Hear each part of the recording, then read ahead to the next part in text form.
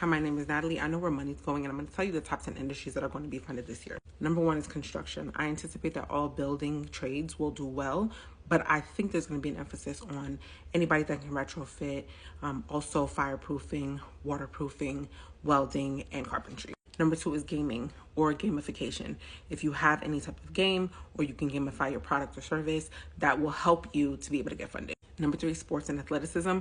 I think there's a really big emphasis on kids getting back into sports, getting back into being athletic. There's also a really big emphasis on personal training, personal fitness, personal wellness, especially as it relates to mental health. Because there is an increase in violent crime, there also will be an emphasis on gun safety, learning about guns, learning how to use them properly, personal and physical safety, like what they call that thing, self-defense, that's what it's called.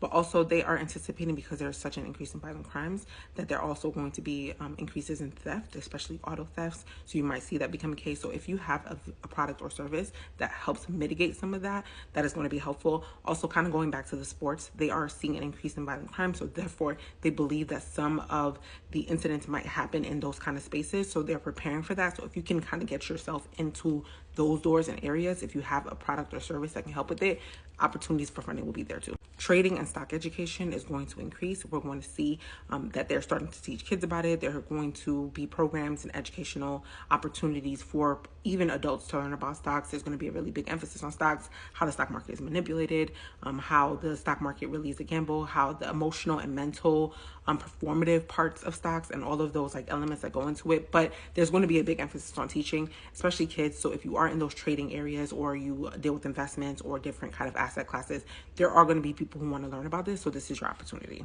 Now, these two, I don't really know why the indicators are so high for these two industries to be getting funded. But at the end of the day, bakeries, bakers, or people who deal with skin blemishes, estheticians, like those kind of people are going to be doing really well, because there are going to be opportunities for funding in those spaces. So if you're looking to start up a business or you offer services and products already in that space, then there's going to be funding available there too. Now, this should have went with construction, but because they're kind of in the same space a little bit, but engineering is going to be really big. If you have a product service that needs an engineer or has some requirement for an engineering degree, you can even consult, mentorship.